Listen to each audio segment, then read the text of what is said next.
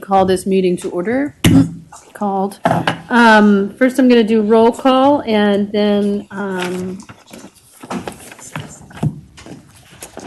okay, so just quickly, Casey Bryant, I'm here. David Acey, not here. Dwan Gillum, Present. Viridia Jackson, Ricky Floyd, Present. June Chin Jointer, Nick Gregorgos, Here. Sandeep Pednikar, Here. Hazel Moore, Here. and Jamita Swearingen. Okie doke. We have fewer members on the CLERB today than we had at our last meeting. The first absence is Pastor White. He served as the board chair for many years. He was most recently the vice chair, and he passed away last month. So I thought we could maybe just have a little moment of silence for him, and then if anyone wants to maybe say something they remember about him, or like a good feeling or memory, or even a prayer or something, then I welcome that.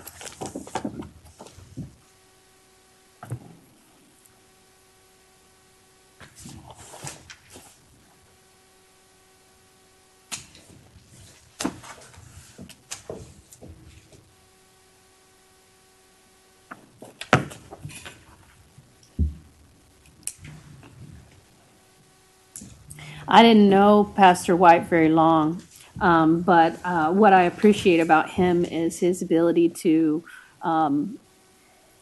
see people, I think, for their capabilities and like what they had the ability to do in the future.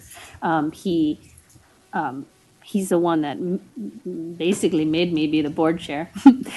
He appointed me, and I felt like the support that he gave me was integral for me to be able to really lead this board today. So I appreciate that about him.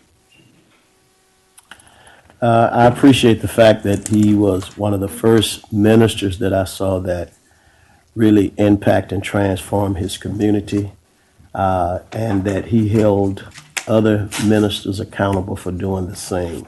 He would always have some task that he was holding you accountable for and asking you to be a part of, and at the same time complimenting the works that other people did in the community. So I appreciate that in Pastor White. I would like to say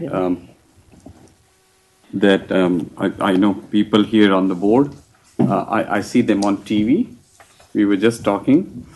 But with Reverend White, he was on TV a whole lot more because of his involvements. And I was surprised as to the number of people he knew all over the city and the impact he had on so many lives. In fact, he had some people even surrender to the police just because of his involvement. So I do appreciate what he has done for CLERB, for the city, and for the faith-based organization in Memphis. I would just like to say, Pastor White, he believed in serving the people of his community, not only his community, but the people of the city. He would give so much of his time in trying to help the young people in the future. I think it showed at his wake. I didn't make the funeral, but I did make the wake, with the amount of people that attended and expressed their love and care for him. And when it was time to close down, people were still on the walk, and his wife allowed another extra hour so they all could come in and review his body. Thanks. Thanks, Ms. Moore.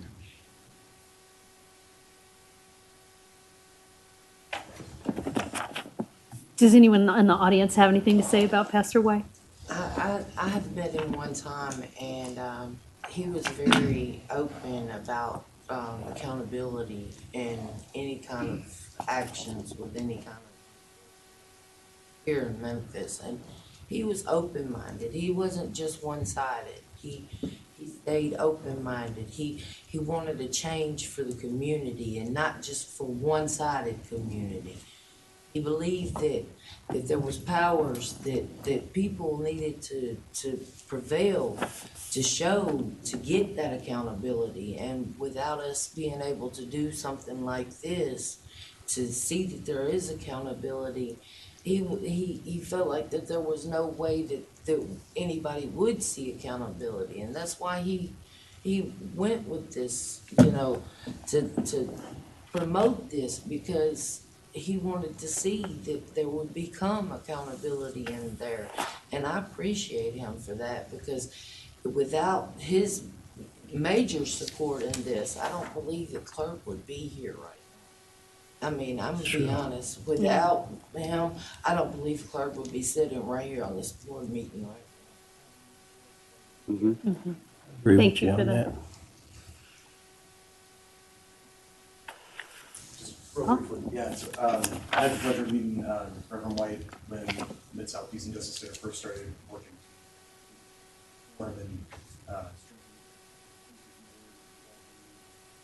Church, and he made me feel at home, made me feel comfortable, and really provided a lot of context. Forward, formed in '94. He really believed in the work of this board. Live day on this planet to support the board. I think everybody who's here today is here today because they truly believe that accountability plays a role in resolving and solving some of our issues with community and law enforcement. And I think it would be a good opportunity for us to recommit ourselves to that. Yes, thank you. Well, I appreciate all those words for Pastor White. We're also down another board member, Marie Finney, resigned from the board. And so we'll be trying to help the mayor identify some new members to appoint. And hopefully members of the community will make suggestions if you know someone who might be interested or have some special skills for the board. Well, next we'll just do the approval of the minutes. Did everyone get a chance to read the minutes from the last meeting? We didn't have quorum, but we did have a pretty good conversation about the board and where we're going and what the possibilities are. It's in our booklet if you want to skim those really quick.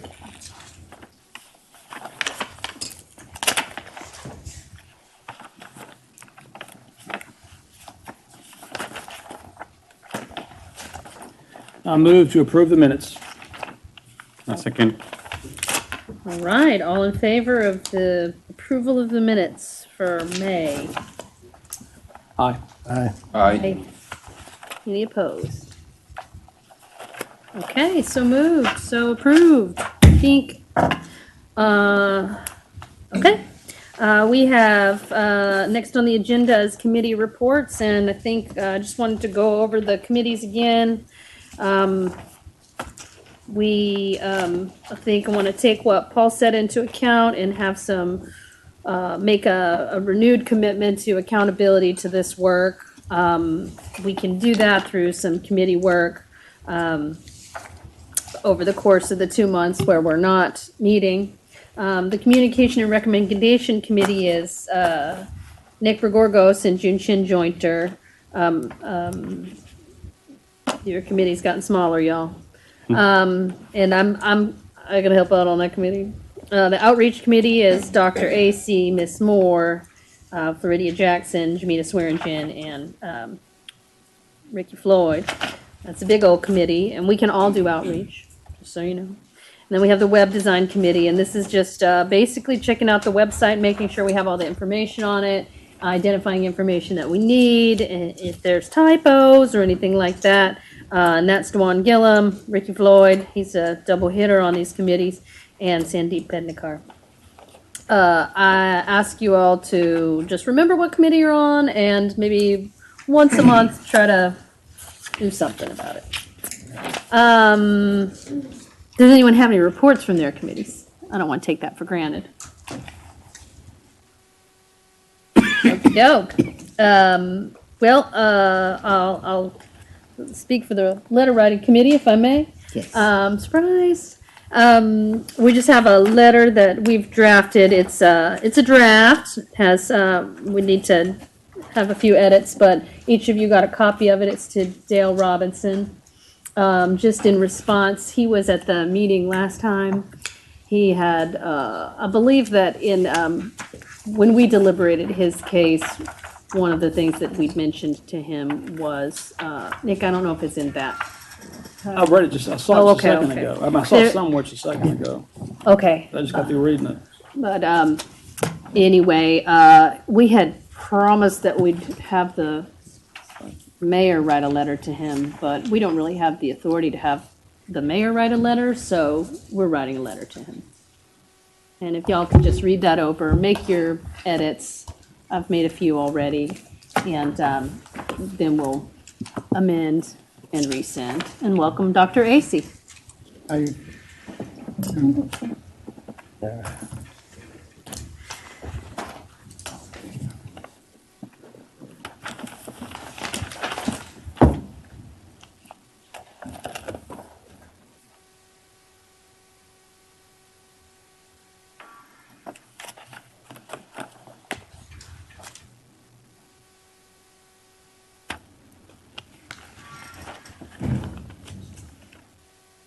I'm just giving everybody a chance to look over that letter. It's pretty short, so if you do it now, you won't have to do it later. Thanks, Nick.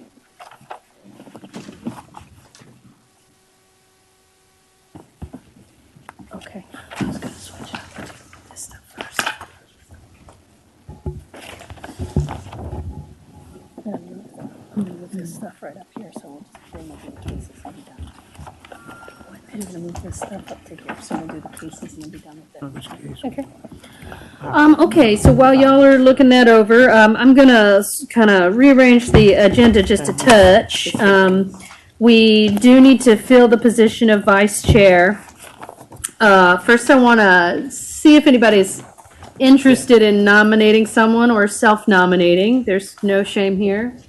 I would appreciate the vice chair being someone who will work with me on thinking about some of the bigger pictures of the CLERB. And I do recall at the last meeting, Pastor Floyd mentioning that he thought he should step up a little. Yeah. And so I personally would like to nominate you to be the vice chair.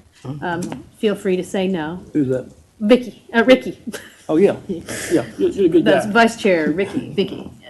I second that nomination. I did too. I third it. And this is something that we take turns doing. Be weird. Do you accept the nomination? I accept that Thank you. nomination. Yes. Well, would anyone else like to nominate anyone else? Or themselves. I say we close the floor to nominations. Second. Okay, well, let us come to a vote then. All in favor of having Pastor Floyd serving as the vice chair for a term at least? Aye. Aye. Any opposed? That was too easy. I know, right? Ding! I appoint you the vice chair. Thank you very much. All right. I'll be calling you tomorrow. Seriously. I like to talk to you anyway. Okay, excellent. And then then we have just some updates from the administrator, Ms. Wilson. Thank you. One of the updates that I want to just share with you, and it should be in your packet, it's under the pink tab, the 2019 Nicole Conference, and I've included information in there about the conference. And just a little bit of a cost estimate in terms of the approximate cost of the conference. And in your packet, under the pink tab, you will see several pages in there. I've included a couple of copies of the actual city's travel policy. with, also, you will find in there a travel authorization form and the travel expense report. And I know both of those will say employees, but board members can use those same authorization forms. If you decide that this is something that you want to do, then by all means, get the authorization form back to me so that I can send it to the appropriate persons. With the board member travel, it's a little bit different from city employee travel, and that is the board members must advance the cost for travel and then be reimbursed by the city. So I will let you just review all of those attachments to the Nicole conference at your leisure. And just feel free if you have any questions regarding the same, just give me a call or send me an email and I'll be happy to supply you with some additional information or answer any questions that you might have regarding this. So once the city approves the travel, then it's like 100% guarantee that we'll be paid back, right? As long as you provide the necessary documentation to support And that's the receipts. expenses, yes, all of your receipts to support your travel. And as long as it falls within the guidelines of what the travel policy states, so. Like, no, you can't drink beer on the trip and then ask to get repaid for it. Absolutely not. You can drink it. Can you bring your own? But the city will not reimburse Okay. you. Yeah, just thought I'd ask. Okay, and I think I mentioned before that I had gone, incidentally went to New York for something else, but visited with the people at the New York Citizen Review Board. And it was very illuminating. It was very interesting to see other cities, other people interested in this work and doing it differently, having some bit broader ideas about the way that these boards can function. And so I think this NACOL organization is like the organization that supports these boards. So if anyone is interested in going, or even if you're just like vaguely curious about it, I'm gonna try to go, and I would like at least one other person to come with me so that we can come back and share what we've learned and get some energy going. Think about it. And do you have other updates, Ms. Wilson? The other update that I mentioned was a literature that we will provide to the committee, the board and the committees, what to do if you stop by the police. Some of the literature have been printed already, but some of the wording is so small and some of it is so faint that I'm asking that it be reprinted and the actual letters to be the font, increase the font so that people like me can read it. So as soon as I get the new literature, which I should have, I would say within the next week or so, but I've got some printed, but like I say, I don't think that most people want to pass that out because of the faint letters and the small font.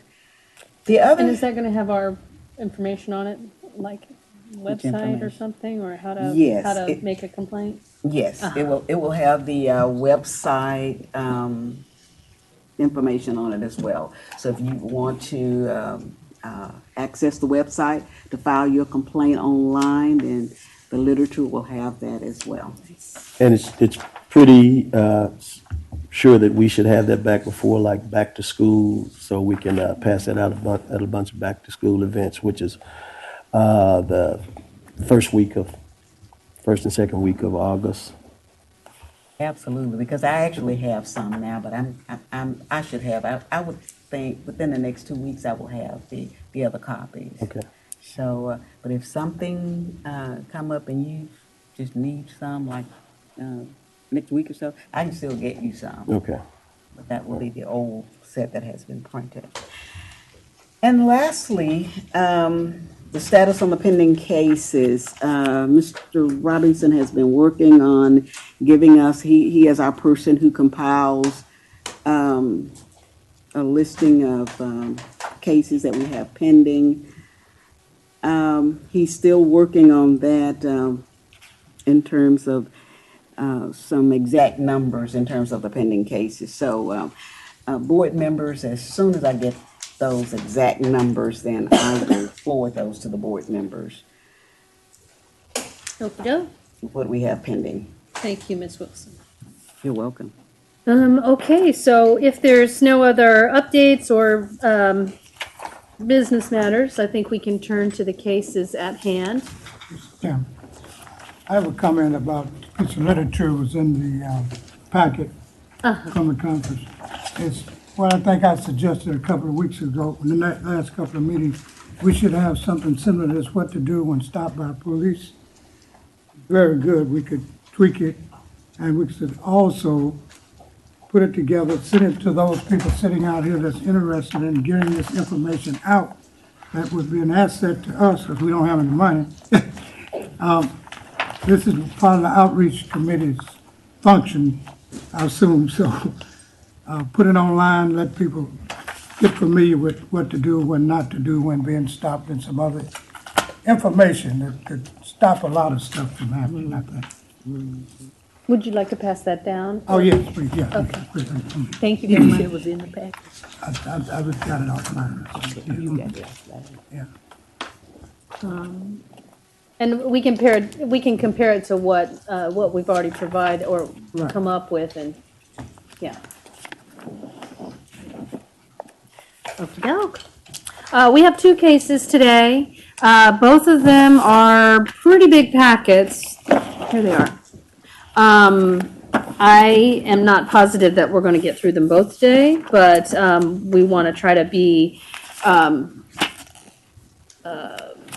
respectful of everyone's time, and so if the least we can do is get testimony from both complainants today, then we might have to postpone a decision on one of them, but I just want to let you know that. We're going to do Barbara Burris first. And usually the way we do this is, I think I just want to have Barbara come up if you want to tell us what happened and give us your testimony. We'll ask you some questions to try to clarify, and then we'll have a discussion of what we've seen in the records that we've received and try to come to a decision today. If there's information that we still need to get, we may do a request for it. We've got some video footage, and yeah, so we'd just like to hear from you.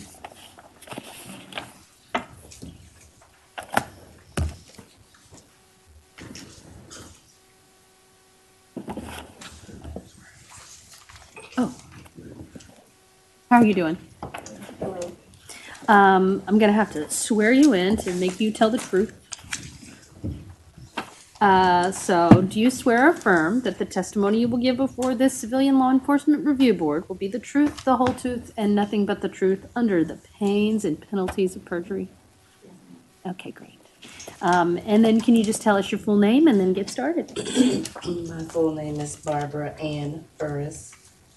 An address. An address. No, we don't need the address. Okay, and then I live in Fraser. just feel free to start. Tell us what inspired you to do this complaint, and then On or about the date written in your packets, I was assaulted by a Memphis police officer on camera, and there were plenty of witnesses. Humiliated. I was charged with assault, and I was assaulted. I received a traumatic brain injury as a result of the force used, which I deemed personally excessive.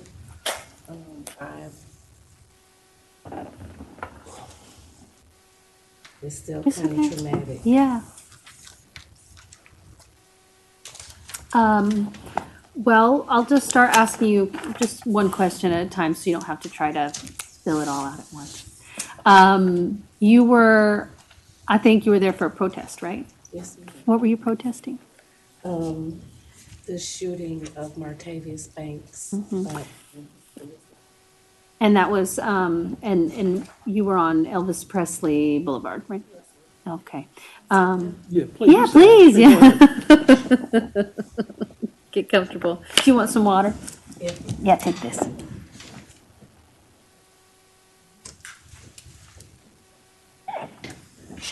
Okay. And so we have your whole testimony in our notes. So maybe we'll just all ask questions that are burning questions for us based on what we've read.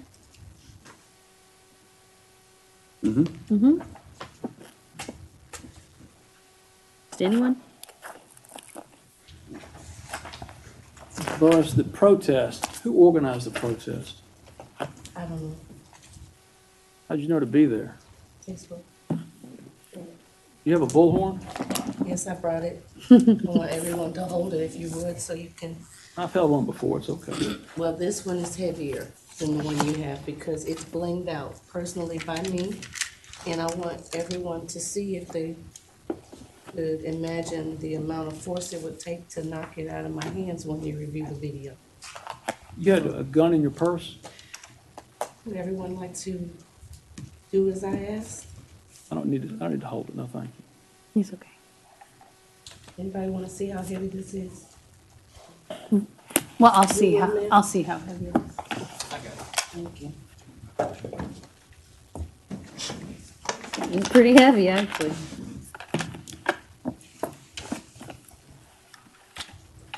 Yeah, sure is.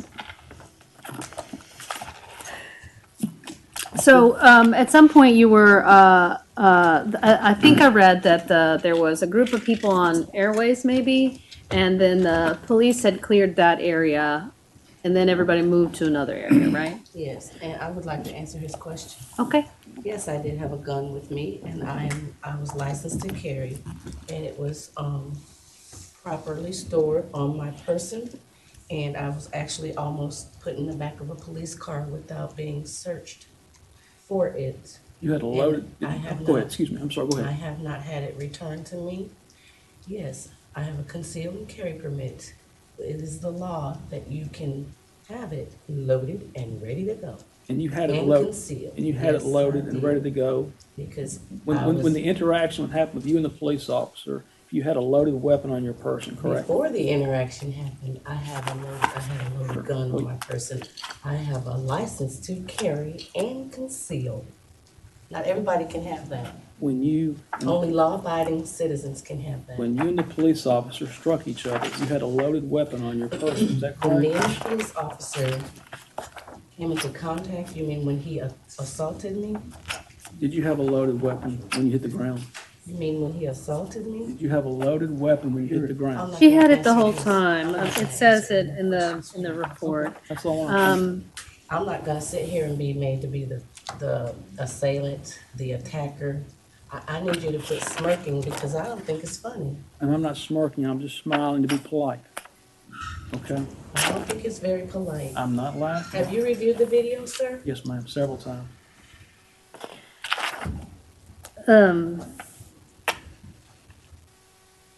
So, at the point where everyone was at Elvis Presley, I think that the crowd had moved, right? So, Yes, ma'am. were the police moving the crowd? No. It just, at one point, the protest ended at point A and it went to point B. Okay. And I was a little like the back and forth was weird about this part, but it sounded like you were kind of halfway in between what was going on because you were trying to slow down the cars to not hit the people who were sitting. Yes, ma'am. I was away from what was going on. I was in back of what was going on. Let's say people were sitting in the street here. There was traffic on the other side of them. Behind them was empty space. And then me. and then traffic was coming From the to other the direction right. too? Yeah, Okay. yeah, there was no blockage of traffic by me at all. I simply was there in the placement where I was to use my bullhorn in case cars would plow through. So I can warn those people up ahead to get the heck out of the way. Because they were blocking Because one lane or one side of I traffic, don't know, I right? wasn't there. I know they were sitting, and then there was others beginning to sit. So I didn't want to take any part in that. I didn't want to put my body in front of a vehicle. That's not what I was out there doing, and nobody seems to believe that. Well, I don't know Not what to believe. I'm you. just asking. I'm just asking because No, I mean, don't. up until this point, no one has seemed to believe the fact that it seems like it's impossible that I wasn't blocking traffic. No, it doesn't seem like that at all. It sounds like there were some people sitting in the street and they were on the right-hand side of the street, so they're blocking traffic from that direction. You were in the void of traffic, and then there was traffic coming from the left-hand side, and you were afraid that those people would be like, screw this, and go to the right-hand side, right? Yes. And so. Or anywhere, just through, period. Right, and they wouldn't have understood what was going on and why the traffic was stopped, so they'd try to go around whatever way they could. Is that the right? I mean, like, you have to know why you were there. You were there because you were afraid that the people were in the cars. Yes, I was there in the back to keep an eye on cars trying to plow through. Right. And Okay. to warn the people up ahead to get out of the way because there's people coming through. Of course, we've seen then- in the media before where cars have done that and people have gotten Yeah. injured. Yeah. So I was looking out for my friends and anyone in the way of a moving vehicle. And then which direction were the police coming from? Like the sides, or they were coming on the street, From in front of me. like where the protesters were? Yeah, Okay. yeah. Because I was pretty far back from where they stopped and put lights on or whatever. Were you by yourself in that area? Yes, ma'am. Okay. So when you went to the protest, did you go to the protest with a mindset with your, what's the proper name for it? Bullhorn, with the bullhorn to protect the people from getting hit? How's the bullhorn going to protect people? No, sir. The Well, bullhorn you said is- how's the bullhorn, Yes, because you how's that? said you were using the Oh, okay, I bullhorn see. to I stop. still got, you made me look over here and I thought gun. 'Cause- okay. I don't have one. Well, you should get one. It's your right to have one. I don't have one with me, put it that way. You shouldn't. It's a city building. I know, No that's gun why I don't allowed. have, that's It's why I on don't the have, that's door. why I don't have one. There's a sign on the door. Yes, ma'am, I understand. Gotta know that. Oh, yes, ma'am. Law. Yes, It's ma'am. illegal. Yes, ma'am. Oh, sir, what I use my bullhorn for when I come to protest is to make sure I'm loud enough where people can hear me. And are you saying that the police passed the rest of the protesters and approached you? Yes, I don't know what happened up before they got to me. I just seen dark figures coming toward me with shiny objects. And I ran. I never been in trouble before. And then I just saw dark figures, big dark figures. It scared me. I didn't want anybody putting their hands all over me. So, first instinct was to run. And I didn't run away. I ran around the vehicle back toward people, cameras, people. I was scared. And now you see why.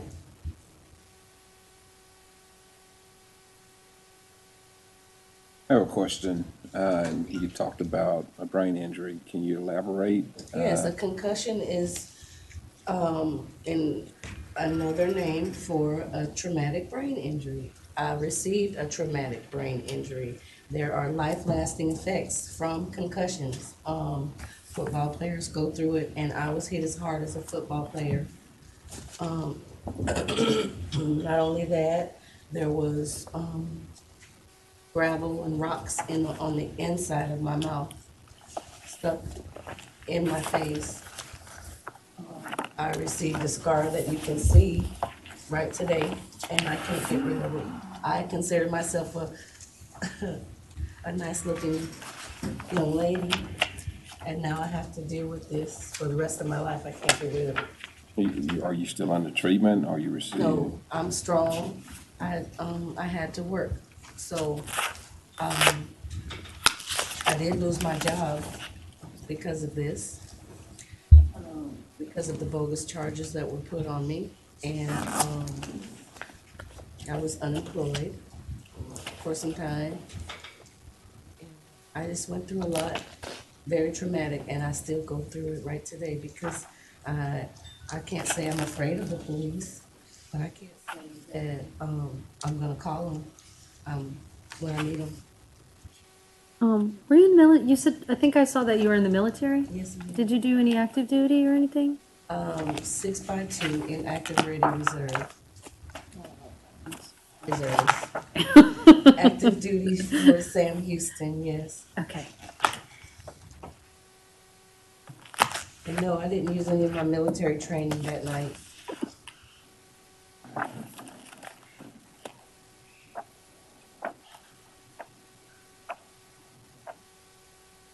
So basically, when I've seen the video a few times, it was like, how could that even happen? It it was very shocking for me to see that. Was there any reasoning given to you as to what they thought and what the perception of the police was as to why they treated you the way they did? No one has said anything to me about why. I just went to the internal affairs and filed a complaint, and it was found to be unsubstantiated excessive force. Okay. What were the things that happened prior to that that might have led them to react in a way? With me, Hmm. what you see is what you get. What you saw is Well, yeah, I mean, and the fact is that whatever video we see, trust me, I mean, it's they shocking. came, It's shocking. They attacked. They came, they pointed, they attacked. Right. But I mean, was there something else that happened before that? With me, No, with the crowd. I can only say that there were people in the street. That's all I can say. There was people in the street. Half the people out there, I don't even know their first names. Right. And I mean, I would like to reiterate that, I mean, it's just too shocking to see what happened actually. And then I saw a familiar face being handcuffed too, and then I don't know what happened there either. But it's what happened with you was I mean, excessive is still a small word for that, I would say. I have one more question because I couldn't tell. Were you the only one that had a bullhorn on this particular? No, sir. Okay. There was others with bullhorns, but Any other people with bullhorns arrested? no. There was out there, I think maybe at this second, when we moved to this second point, I think maybe I was the only one with the bullhorn. Okay. I have a question. Did you hear any of the officers announce that the crowd should disperse? Do you hear any of that? No, sir. Why would everybody move then? I don't know. I didn't see him move. Oh, okay. Because if you look at the video, if it shows, I was a substantial amount of distance from where the police were talking. I didn't see him. I didn't even see him. You didn't hear 'em on the PA system? It's pretty loud, I think. No. And I can, thinking back, the only reason I could give for that is probably the loudness of the traffic. Because there was diesel trucks, there was all types of vehicles out there, and then I'm on a bullhorn. Like, no, I didn't see or hear a police officer say, you better get out of the street or you're going to get arrested. I would have gotten out of the street. Or because I don't want to be arrested. I've never been arrested. I don't have a record, and I surely didn't wait to come to Memphis to get arrested and thrown in a jail and get in a jail system that I used to work in. I know all about 201. I don't want to be in there.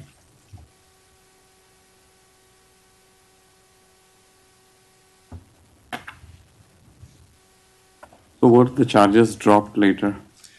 most of them. The only charge that's left looming is one that I was not doing, which is blocking a roadway.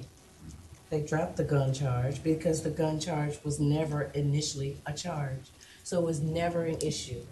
They tried to put that as a charge later, and they couldn't find my my gun card in their system, so it was put off until I could bring it, because I never brought it. I'm like, this is the police, they should be able to see that I'm licensed to carry.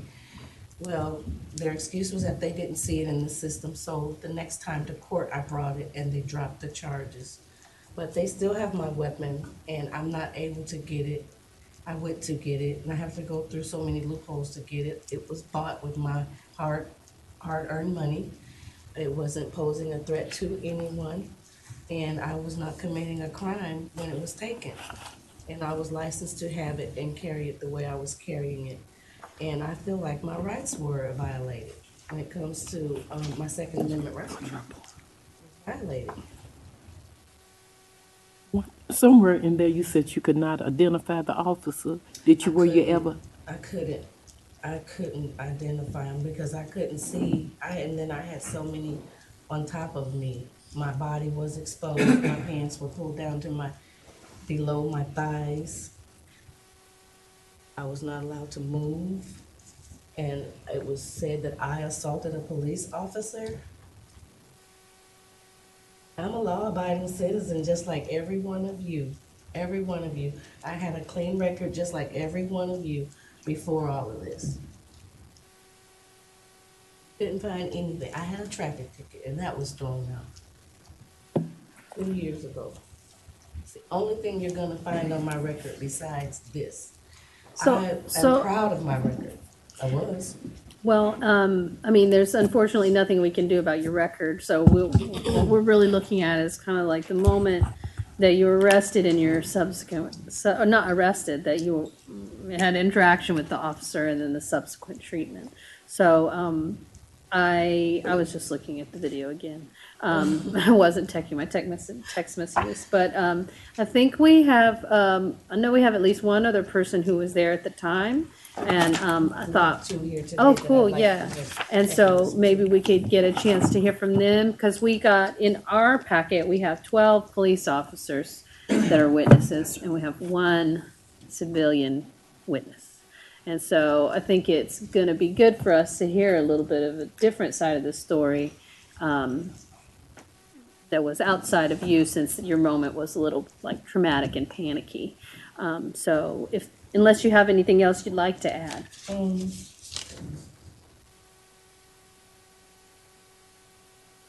I just want to reiterate the gun issue. You know, so many times victims get painted a picture. Well, it's kind of hard to paint a picture on an innocent person without a record. I'm not a gun-toting police brutalizing 130-pound black woman, thug. That's not me. I'm a nurse. I'm a person. I care for people. I'm a caring person.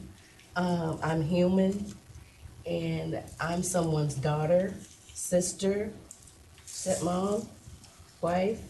I'm all of that. So somewhere in there, I may have gotten somebody that can relate to me and who I am, and I will not be painted as a person who totes a gun. I'm on the right side of the law, and there's no way anybody can make that any different than what it is. That's all. Thank you. Thank you. My mom was a nurse. I respect nurses. Thank you. You never know when you're gonna need one. That's right. And regardless of what, right to this day, if any one of those officers dropped dead, I'd be the first person to do CPR on them. Because I took an oath as well as they did. I think it wouldn't be as useful if they are dead already. I didn't hear you. So it wouldn't be that useful if they are dead already. Well, I can bring them back. You can bring them back. Yeah, yeah. Thank you, sir. Thank you. Thanks, everybody. Thank you. Thank you. Who's next?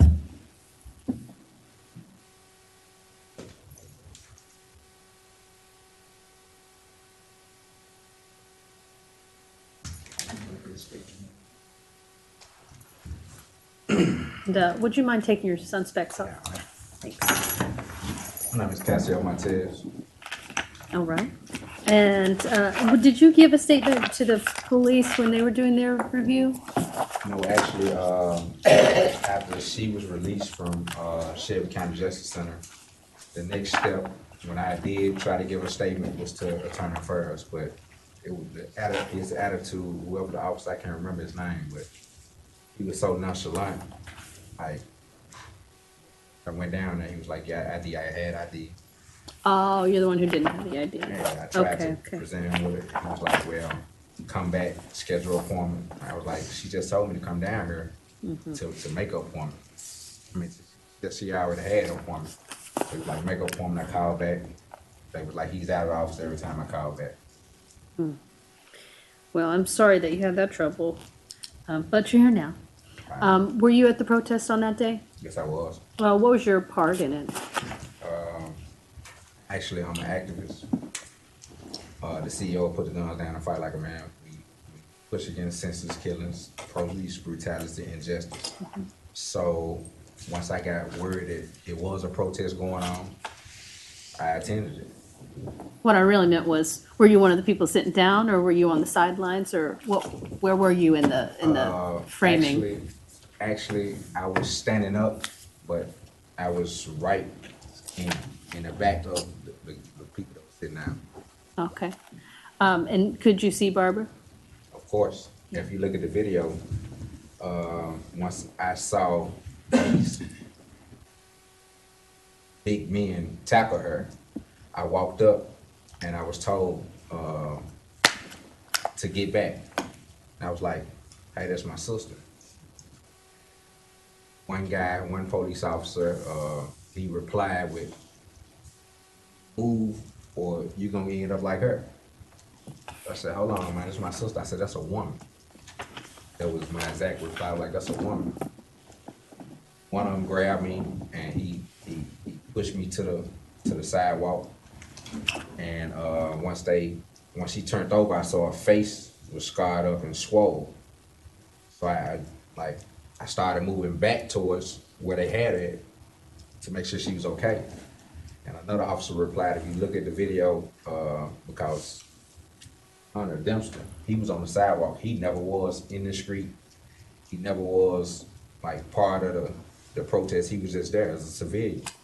And they walked up beside me and got Hunter and pulled him straight over, like to them, and put him in handcuffs. And his reply was, hey man, I ain't even did nothing. I'm not even out there. And the officer replied, my supervisor told me to come get you. So push come to shove, I tried to make my way back to the street after she had turned over. The officer grabbed me and I said, hey man, like, you don't have to put your hands on me. I'm in compliance with what your orders just was. I'm just trying to make sure my sister's okay. And he was like, well, if you don't want to get touched, don't come back in the street. Simple as that. When you were, you said you were by the people that were sitting at first, right? Where did the police approach from? It came from the south, coming towards north of the Elvis Expression. From the side of the direction where the cars were stopped, or the other side? Yeah, they came, they weaved through traffic and came up from south coming towards north. Okay. And then the people that were sitting, they got up. Yeah, they got up. Okay.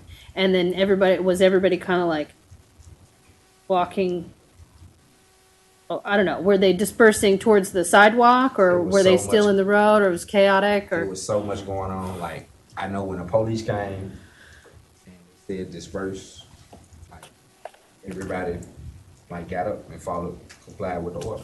Okay. And I got the impression that they were kind of forming a line and just marching to kind of like push people out of the way, like with their bodies or their one thing about it, like, I'm not here to lie or say nothing that's not true. They were so aggressive when they didn't have to be. And like this is what I do. I come to murder scenes, I come to shootings where kids got hurt. And I see this all the time, like from police officers. When you get out the car, you don't have to be on a 10 when the situation consists of a 3. Like, people are going to lie because you're a police officer. Any grown adult is competent to know right or wrong. So, like, they were so aggressive. And, you know, as I got on the sidewalk, my main objective was Miss Banks, Mika, Barbara, Montavious brothers, and Montavious 2 sisters. Those were my main objectives. So once I didn't see Barbara, I was looking. And I looked up and I saw these overgrown officers tackle her like she wasn't a human. Like, at the end of the day, like, it boils down to, I'm quite sure, like she just stated in her last closing statements, everybody up here has a mother, you has a sister, you has an auntie, you have some type of female that's in your life that you love. If you was gonna do anything, you had the right to arrest and detain her. To flip her in the middle of the street like that, it wasn't professional. It is not something that a police officer should have never did. And actuality, she wasn't blocking traffic. She was back far in the middle lane, trying to protect the ones who were sitting down in the street. She wasn't a part of the protest. Like, we're gonna be technical about it. If you look at the video, you will see it. And they ran towards her. Like, Barbara's like 4'9", 4'11". Yeah. These guys 6'3", 300, 400 some pounds. Yeah. Like, when she saw them coming to her, she ran. Yeah. We don't know what's going on when we come to these situations. Like, being honest. Yeah. Like, it ain't safe for us neither. Right. But how she was treated, like, I wouldn't wish that on a dog. And how close were you when you saw what? I was on the sidewalk, and once I saw it, she ran around the car. And she didn't take off running like she was just trying to get away. No. She was trying to let them, from what I'm seeing, she was trying to let them know, hey, I'm not a threat to y'all. She ran around the car, and the other guy saw it. The guy who tackled her, he saw it, and he went the opposite way. So And you don't think they didn't like bump into each Nah, other? It was he had like intent. a tackle. He had intent. Okay. I'm looking at it. I watched that video. Actuality, to be honest with you, I slept in Barbara driveway that night. I didn't even go home because her well-being, I felt like it was up under my watch. And when she got a bond, somebody notified me, and I was on my way to make it. They told me it was already made. Like, at the end of the day, like, the key principle of what I'm really trying to say is, we have, just because you have a badge, you have to hold transparency and accountability on whatever the situation consists of. Because you took that oath to protect and serve, and, you know, like, last night I had went to a situation where a juvenile was involved. And I pulled up, and I can show y'all the audio video. I wasn't aggressive. I wasn't disrespectful. The child is like my nephew. So once I told the officer that was at the scene what I was there for, like, it wasn't no type of understanding. Like I said, I can show y'all the video. I asked for the lieutenant. He came, totally disrespectful. So at the end of the day, if these are the ones that's over the officers who's out here doing things, who can we say to call and report to? We see where you get it from. Like, I'm not saying all officers are bad, but the ones I have came in contact with, I don't know what's the difference between an officer and a criminal.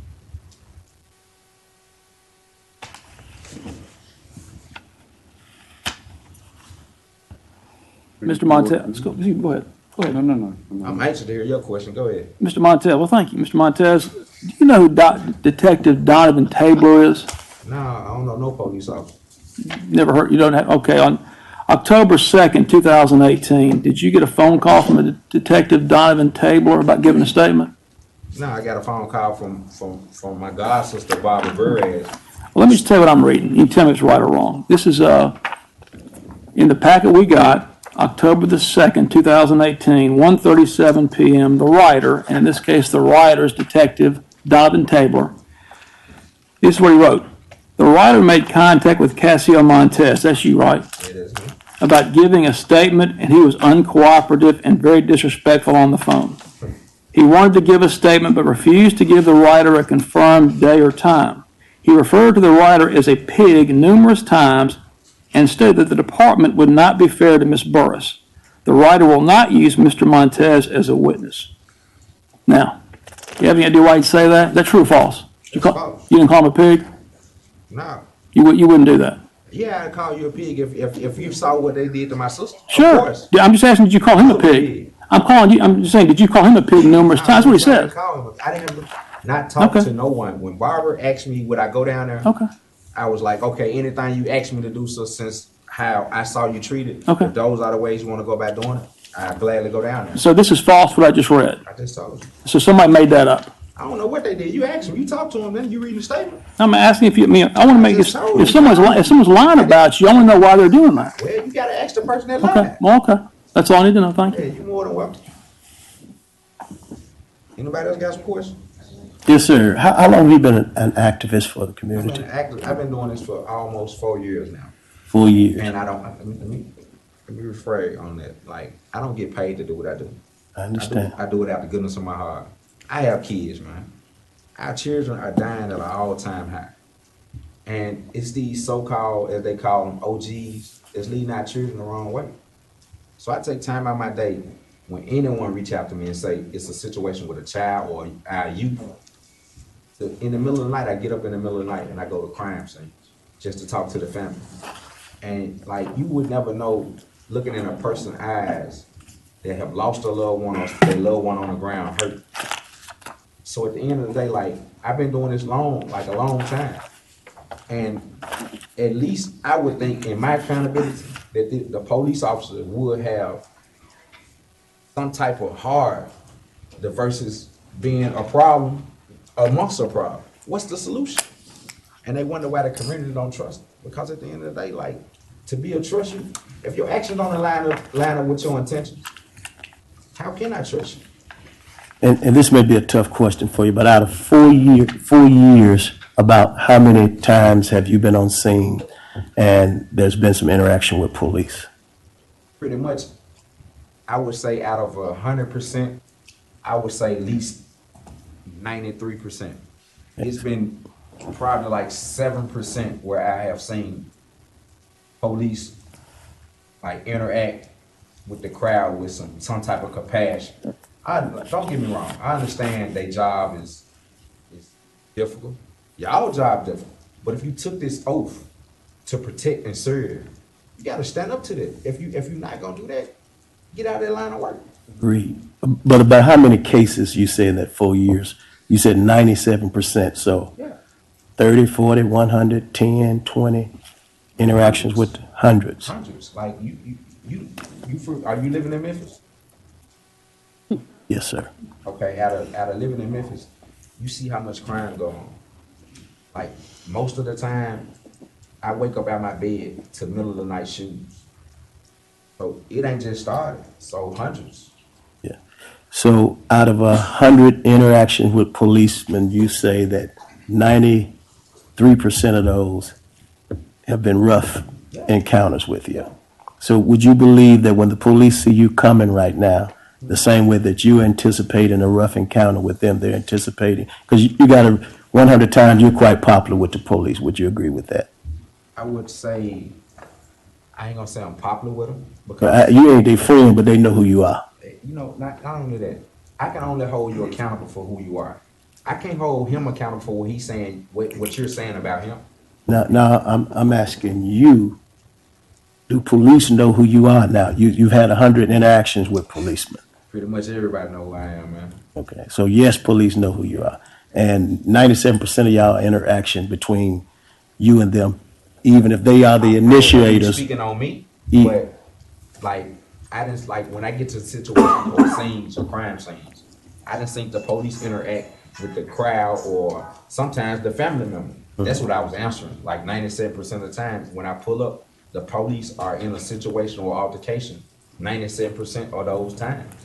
93% of those times, I mean.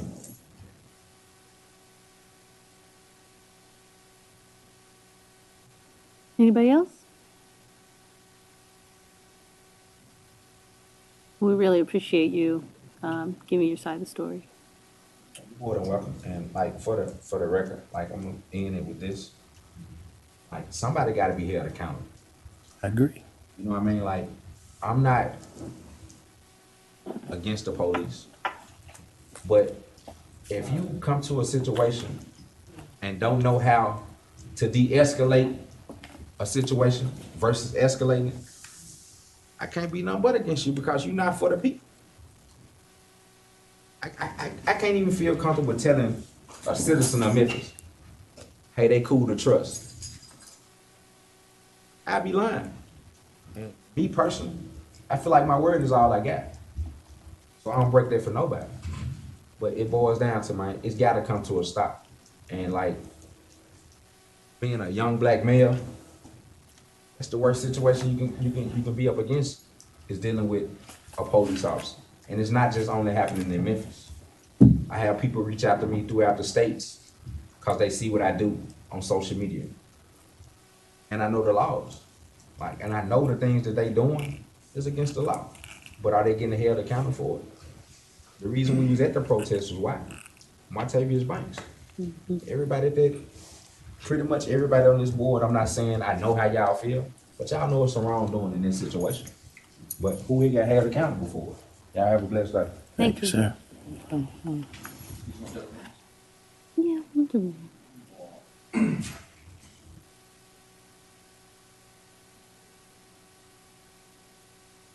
Hunter Dempster. All right, I forgot to swear in the other witness. I'm sorry. I don't know if that. Yes. Okay. You swear or affirm that the testimony you will give before the Civilian Law Enforcement Review Board will be the truth, the whole truth, and nothing but the truth under pains of penalty and perjury? I do. What's your name, please? Hunter Dempster. And what was your positioning at the protest? I'm assuming you were at the protest. You know, I show up to a lot of different protests, and I'm usually a live streamer, and try to get as much facts and information as I can to let the public know what's going on. My experience has been on the scene. There's a lot of stuff that I may see that your average person may not, like, you know, the police union president, Mike Williams, whose son was involved in Martavius Banks shooting inside of the crime scene. I don't know if your average person would be able to spot it, you know. So I was there, you know, information gathering, and, you know, I fill whatever role needs to be filled.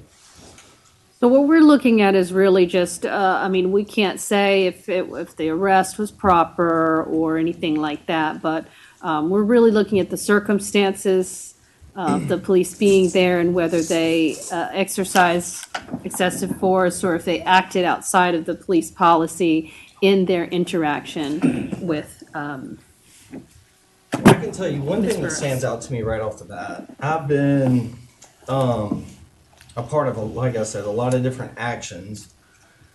And something abnormal happened at the start of this one. It's not uncommon for protesters to take a street. I mean, it's civil disobedience. It is a peaceful action. We've never had an altercation before this incident. Normally, at a protest, the police will give you 3 warnings to disperse. And that's been my pattern. I mean, I've seen it happen with Reverend William Barber in D.C. to 2 summers ago in Nashville, where we literally blocked 5 different roads and 2 bridges without any arrests. So normally they will give 3 warnings. This is your last warning. Anybody in the street after this is going to get arrested. Remember, we were there because the police killed or shot a young man in his back. The police rolled up very quickly and gave a 5-second warning real quick on the mic. You have 5 seconds to get out of the road or you're going to jail. And that was it. No 3 warnings. And you got to remember, this is a protest. People are yelling. People are angry. The community is outraged. There were bullets inside of an occupied house that the police had fired when they shot Martavius Banks. They didn't know who was in that house. They were scared. They were angry. You know, and that was the climate. You know, they wanted somebody to be held accountable. Somebody that they loved was just shot in the back. And there's been a pattern of no accountability. and then you have people on bullhorns. As quick as I just said it, you have 5 seconds to disperse or you're going to jail. So I have no doubt that a lot of people didn't hear that warning. And so I was at the front of the action, so I did hear it. And so I immediately get out of the street, you know, and the police came up very, very aggressively. Like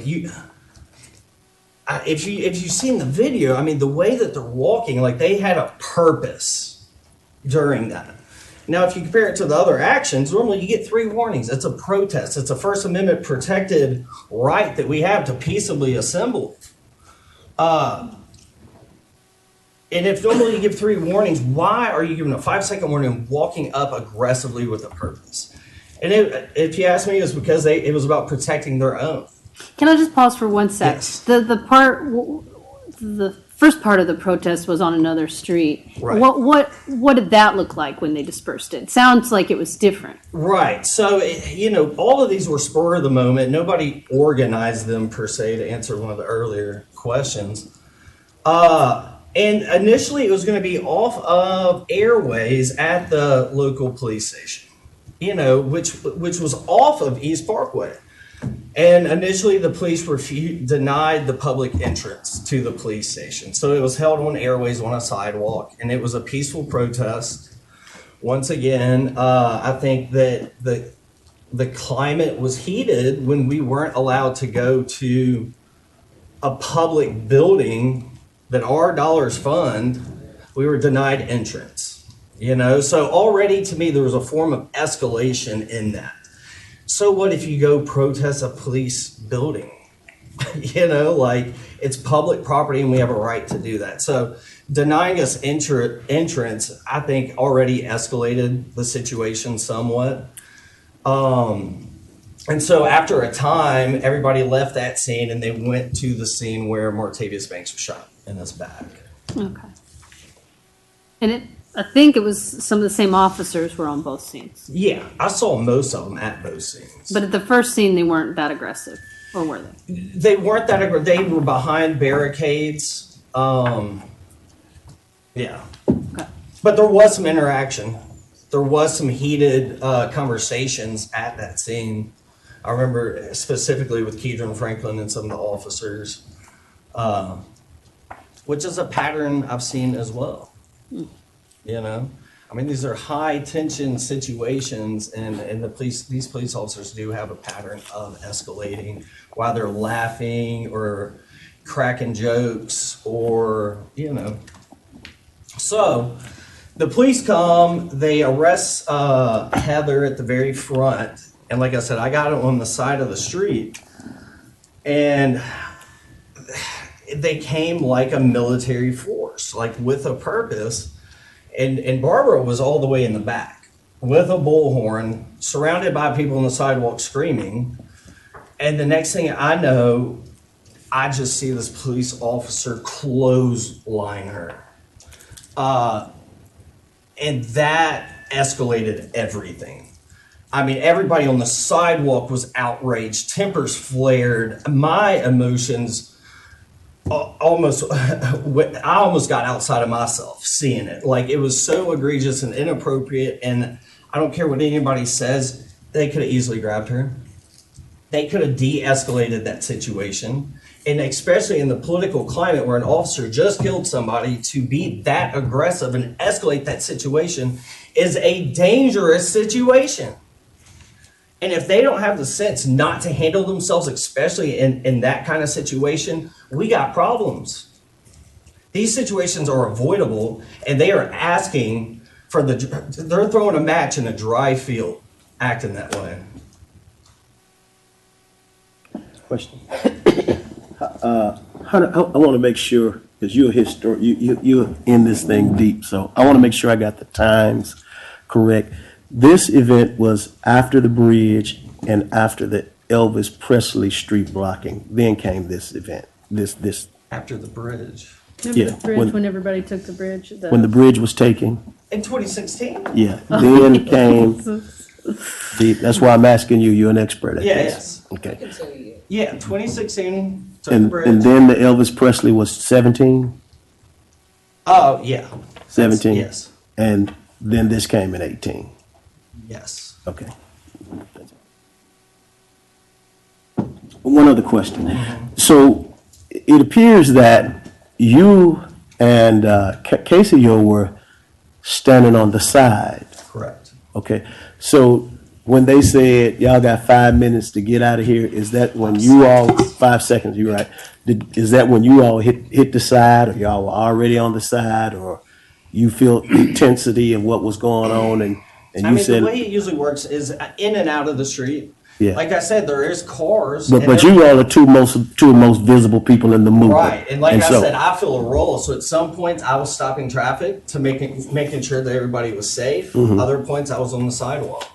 Okay. You know, and in reference to being an activist, at 6 o'clock, right when I get done testifying, I'm going to the first community meeting of the federally appointed court monitor to oversee the Memphis Police Department's use of illegally spying on activists. You know, we had a federal trial last year where the city and the police department were found guilty. And that shows you the police mentality towards protesters to begin with. They see us as a threat. They see us as a criminal entities that they have a right to surveil, breaking the law. So when Barbara Burrs gets clotheslined, I'm not surprised. We just had a federal trial where y'all think that we're criminals for using our First Amendment protected rights. Y'all was in the police department. I mean, we're not the police department.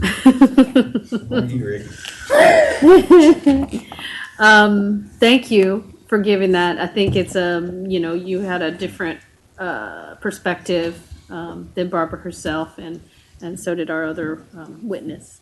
Does anyone have any? One question. Oh, yes. Yes. I'm a veteran of civil disobedience with Martin Luther King, Yes, sir. Alabama against the Ku Klux Klan.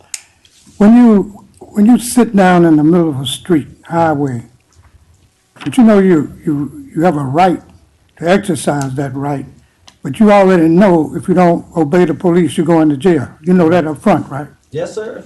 All right, that's all I Or need. I did per se. That's not Well, saying that okay, everybody all right, does. all right. Yes. Yeah, there are consequences, Yes, sir. that's all.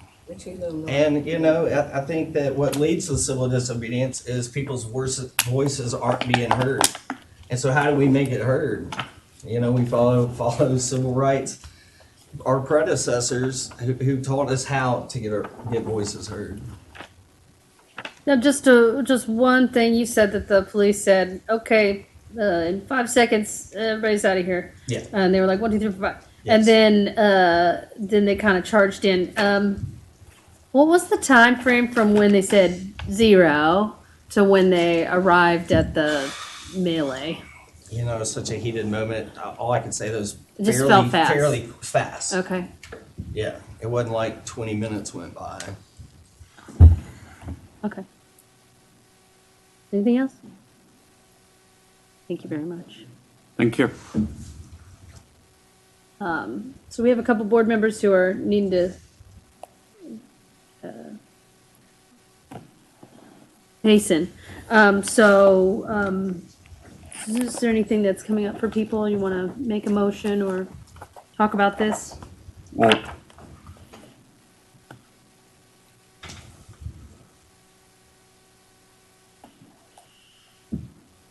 Andy? yeah, I would suggest that we vote. I have already given my vote yeah. I can vouch for your vote. So. Thank you. But do we need to, so we have, We can show the video. Yes, sir. We have Oh. three.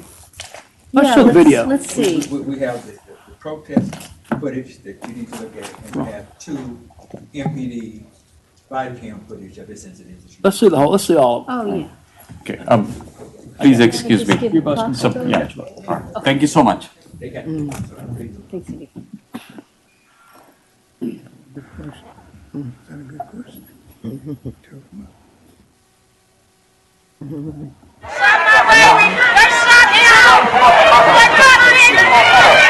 Are you recording? Yeah, I'm recording.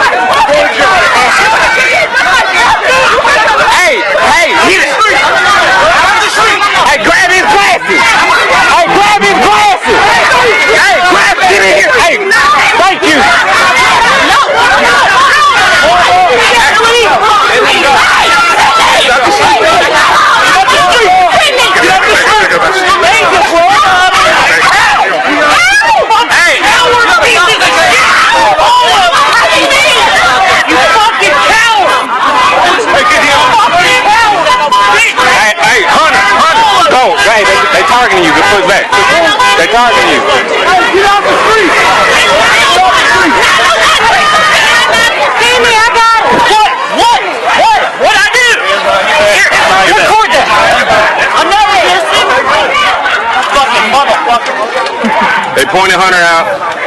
They singled me out. They pointed Hunter out. They pointed Hunter out, y'all. Too early. Fucking assholes. They ready. Somebody like they don't know what's going on. I got your glasses, baby. I got your glasses, Pat. I got his glasses right here. I got his glasses. Okay, these are Patrick's glasses. These are Patrick's glasses. What? It stopped. The live feed just stopped. Well, I don't do live. This was Hunter's though. Shit.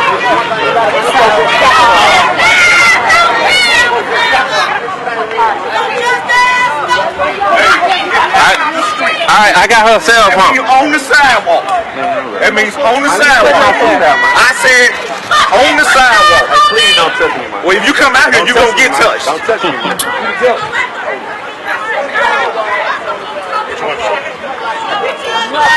Which one, this one? Why you pointing at me? I'm the press doing my job, sir. You see the bag? I'm not trying to say this. I got here doing my job just like you're doing yours. It's funny. I'm just ducking you. Hey, somebody call me on here. Give me a major. You back up, please. Thank you. Say, y'all just pointing people out. Command out here. You don't want to talk to no lieutenant. You don't want to talk nobody to the major or colonel. Or it'd be a goddamn problem, man. And the camera needs to be on.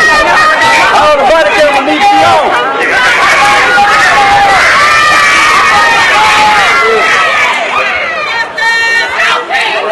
No such as no pay. Members won't get no sleep. Somebody here attacking women like this shit sad. This shit sad. They ain't patrolling no real crime. They didn't train them how to tackle women, did they? Yeah, that's all they did. Y'all just tackled a woman. Y'all should feel less than me. Y'all ain't no woman. I hope your mama and your daughter say. I hope your daughter feel this way. Who wants to be a police? No.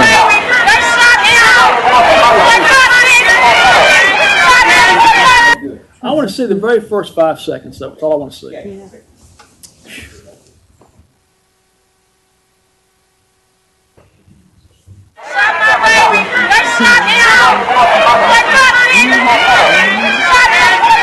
Are you recording? Yeah, I'm recording.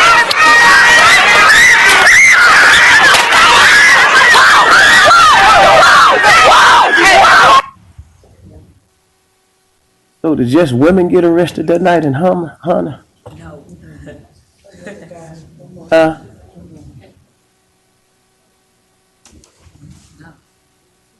Two men got arrested. Okay.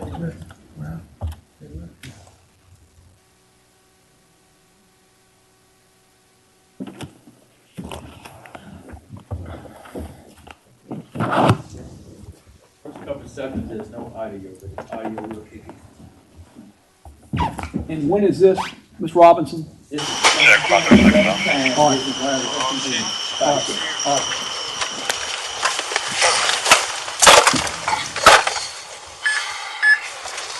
Sir, if we get some action in this beach.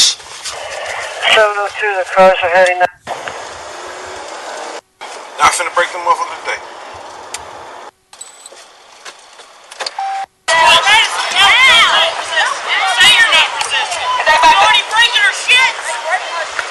Right here. In the street.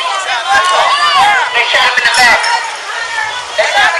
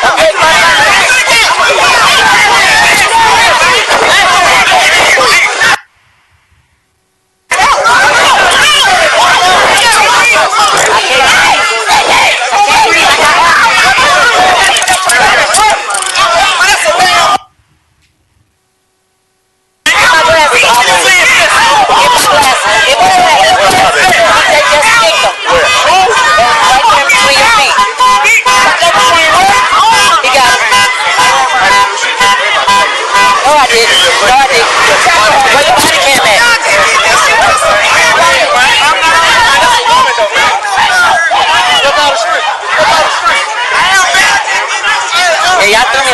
Take them off for me. Wait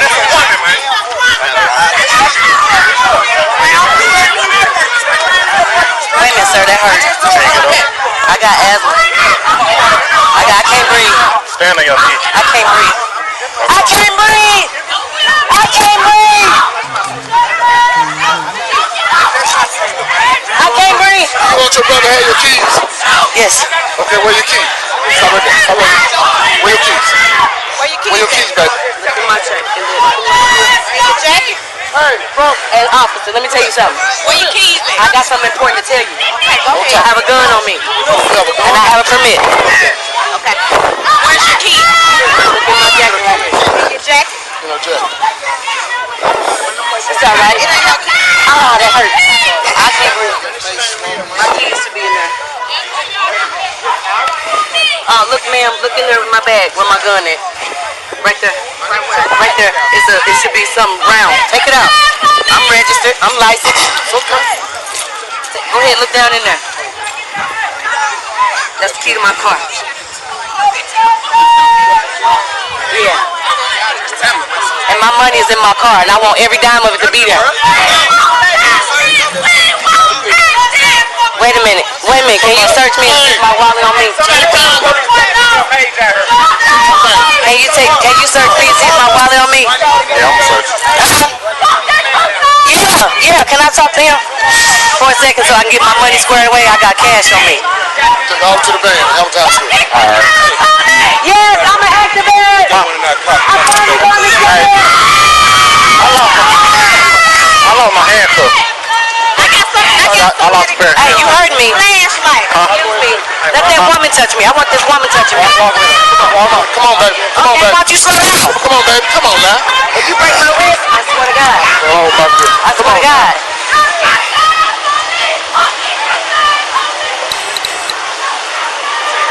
Hey, you're not supposed to be manhandling me. Where's the woman at? Where's the woman at? Yes! Yes! Yes! Yes! Yes! Yes! I'm getting my record! Southbound traffic, Memphis Expressway, and southbound traffic. I need you. As far as you know. Can you just go to the video that one more time? Yeah, just the... You got these in my face. No, just the part where...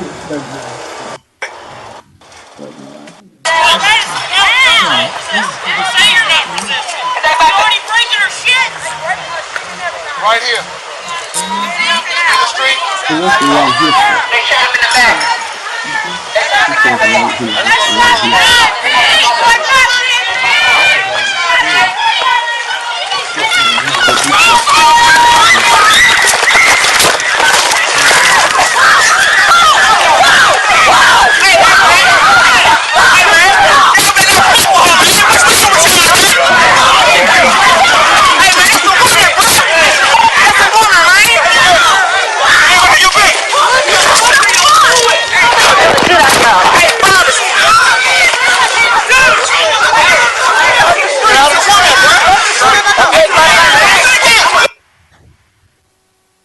One more.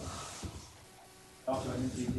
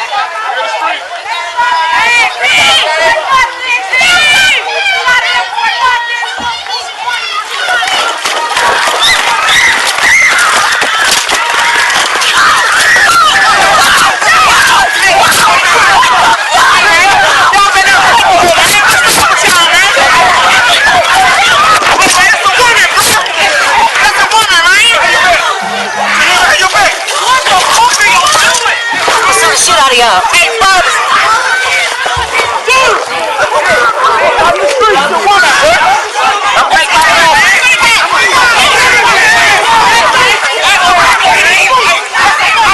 Get my back. I can't breathe. I can't breathe. I got asthma. Get my glasses, Cassie, y'all. Get my glasses. Get my glasses. Get my glasses. Right there between your feet. You got it. Hey, Lou, she kicked me in my face. No, I didn't. No, I Yeah, didn't. you got your body camera. That's on. Hey,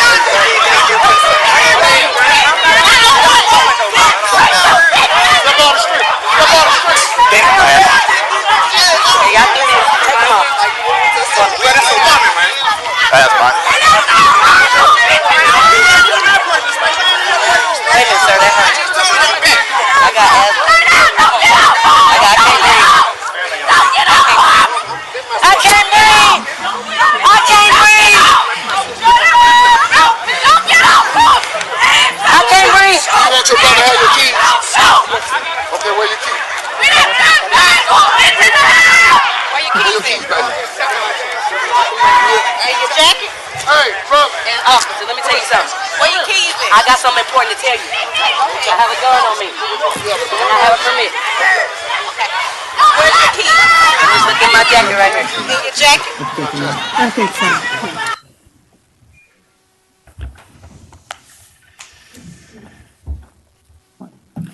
All right. Dawn had to leave. Sandeep had to leave. Sandeep left his boat, and we're gonna see if Dawn's gonna cast his. Juan coming back, or do you have to get you gone? He's gone. But I think we still have quorum. We have 6 people. 1, 2, 3, 4, 5. Oh, six including his proxy vote here. That's probably quorum on that. That's okay, right? Okay. So would anyone like to make a motion on this? There were 3 charges originally. 2. Excessive unnecessary force, for 2 different officers. I believe that was probably the 2 with the There's 2 officers or 1? Pam. It's for that's right, there were Dylan 2. Bruns and No, there were Mario 2. Caruth. Well, as far as making a motion goes, I mean, I watched, before I got it, I probably watched that 6 or 7 times. I backed it up, I slowed it down, I watched it carefully. I mean, this was a chaotic situation at the very least. It was volatile. We know already that one person had a gun with them. Even if you have a right to carry it, that doesn't mean it's a good idea to have it in a very volatile situation. From what I could tell, the police walked up. If you want to describe it with purpose, I would hope they had a purpose. They walked up, it was a street. It was an active street. There was automobiles in the street. That's not a safe situation. The individual saw the police coming, turned, ran from them, ran around the car, came back up, and everything appeared to look as though she ran right into the police officer, and those 2 collided. And that's what I saw. And that's what I saw. And given the situation at hand, I think the police had a difficult situation to deal with, and I think they did as best they could. And my motion is it's not sustained. You're a racist. You're a racist. I wish you said that. Racist. On that note, y'all have a blessed day. Everybody in this room saw what just took place. If it was your mom, your sister, your uncles, or it could have been your little brother. Y'all see that around. Grow up. Well, we haven't made a decision on this case yet. That's just one person speaking. We still have, usually we do it like a motion for the board. I think we could, this is really just either if it's sustained or non-sustained.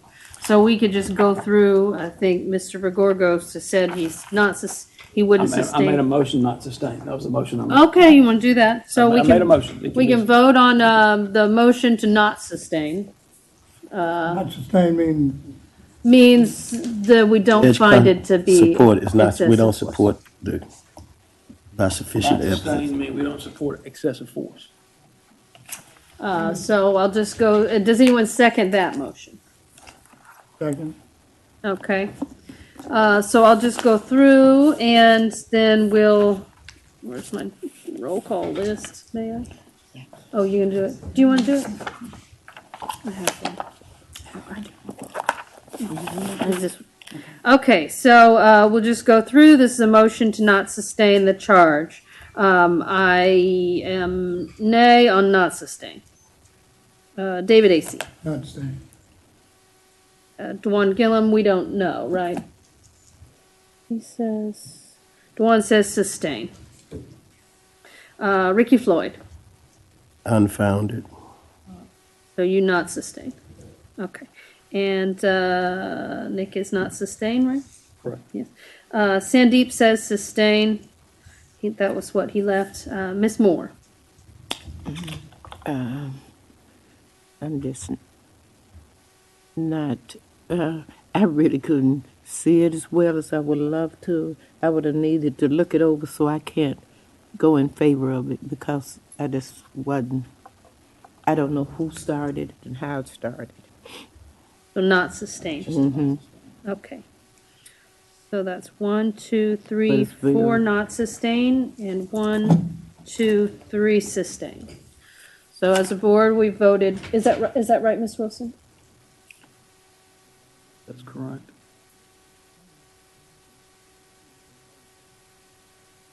Okay.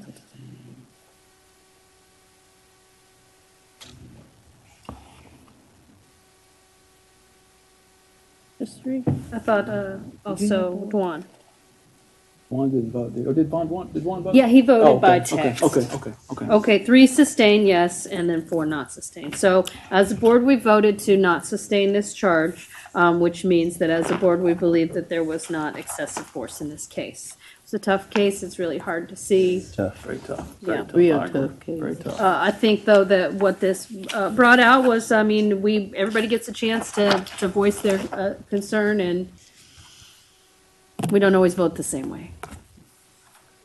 So I apologize that we're not able to get to the second case. We have 15 minutes and we're down 2 board members, so we don't have quorum anymore to make a decision.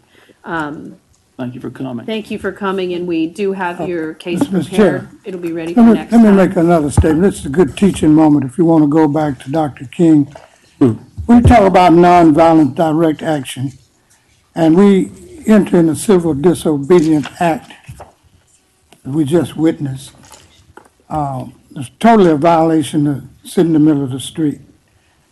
Dr. King told us and everybody, the police come to arrest you, go peacefully. Just go. We made a statement. We got beat up, we got spit on, got called all kind of names. But we obeyed the law. So, I mean, if you escalate a situation, the police have to act in a certain manner to keep order, keep it from escalating. All right? So, you know, I thought they were doing their job. If you're being cursed, bricks thrown at you like over in Fraser the other day, police was just there to protect them. I think The firemen, Fraser happened whoever. because they did not do any aggressive actions. 35 officers got injured because they didn't do any They're aggressive trying to do their actions. job. Yeah, that's right. That's true. So I hope this board don't just think we're here only to protect the citizens. We have a responsibility to protect the police. People rely on the police. So don't forget that part of our mission. You know, gotta be fair. You know, just, Fuck the police. I think one of the, Public Enemy said that also. Anyway. Yeah, I've been there and done that. I've been to hell and back. All right? You and me both. I've been to hell and back. But anyway, that's just my comment.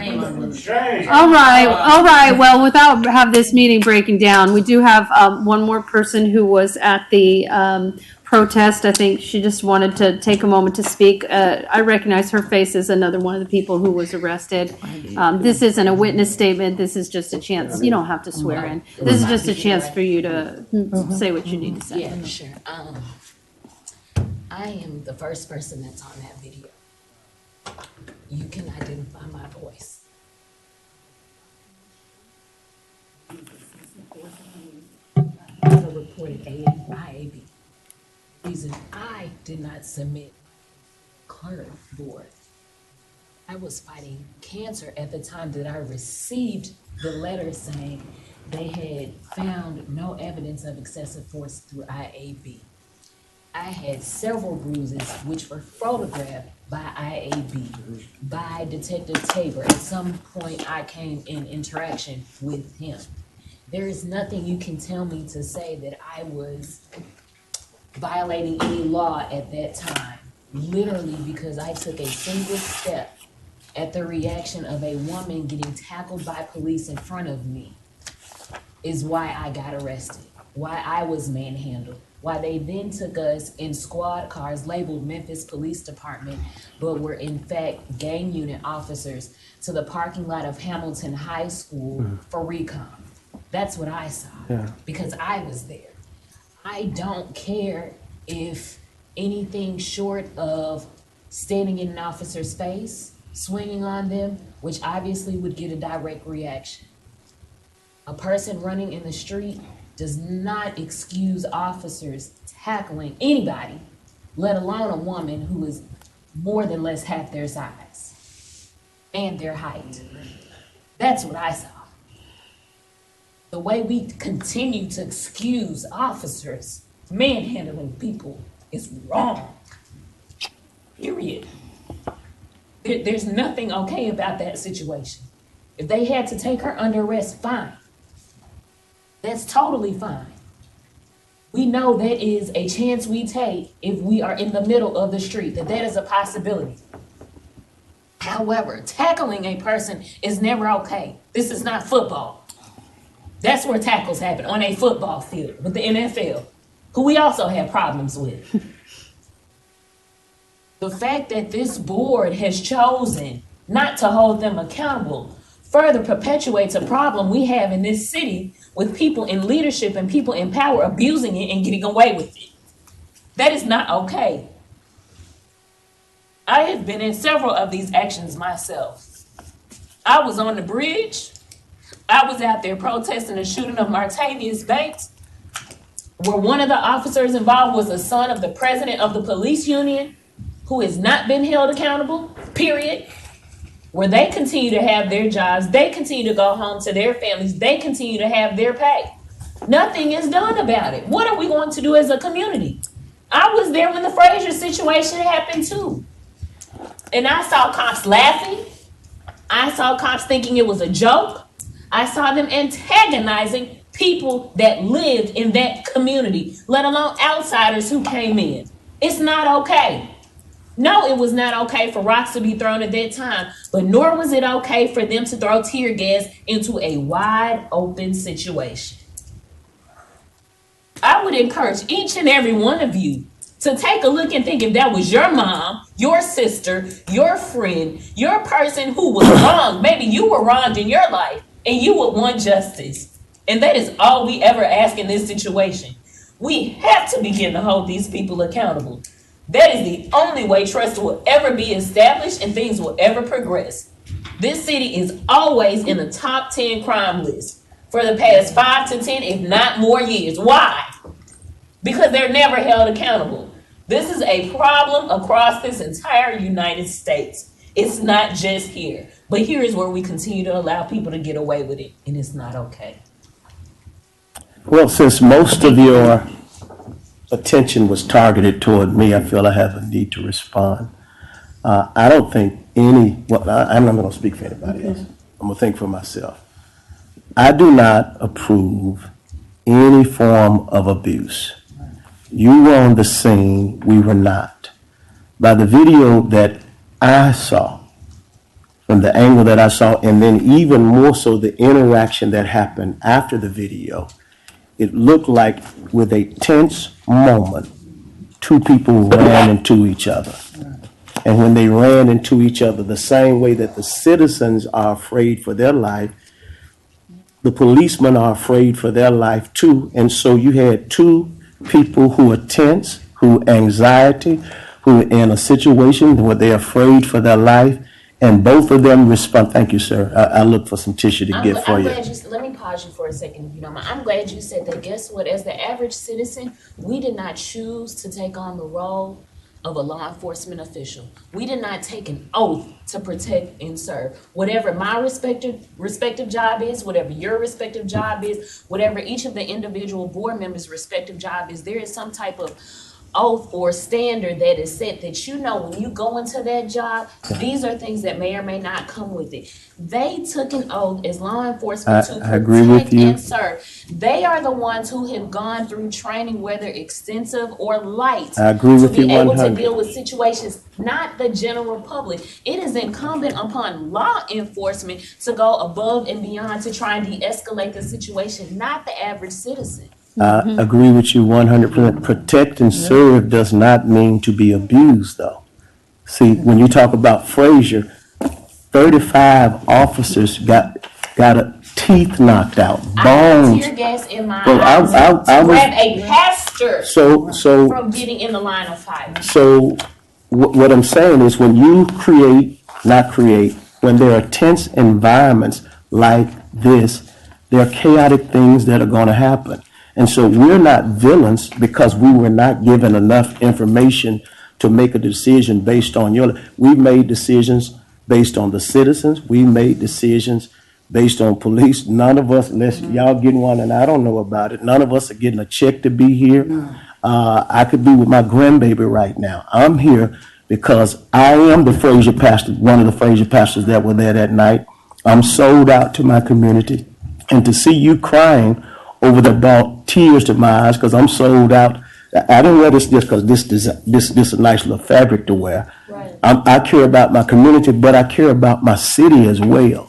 So because in this particular case, there was not enough evidence given to me, especially when the sister, and I didn't see what happened to you, but when the sister shouts out, I got arrested right now. To me, you go into a situation, you're promoting your arrest as I've made it now. I'm the first person on the team. I'm not talking about you. I'm talking about this was not your case today. Maybe your case would have turned out totally different with more, maybe not.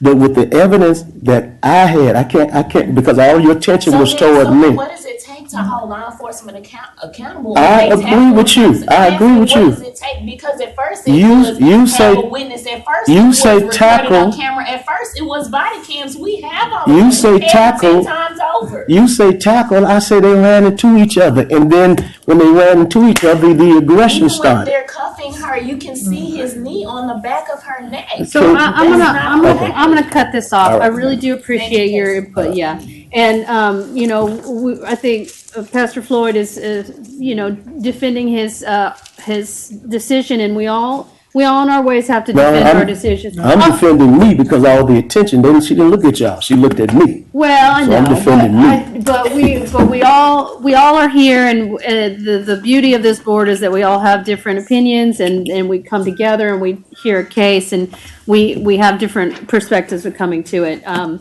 I ask when my case is going to be heard? It will be at our next meeting, and so we meet every 2 months, and I'm very sorry that it took so long. I had a sense when this meeting first started that this case would take up most of our time, so I apologize for that. We will hear it at the next meeting. Now that you've seen how it works, you know what to expect. I appreciate you all coming today, and I would accept motions to close. So move. Second. Okay, thank you all very much.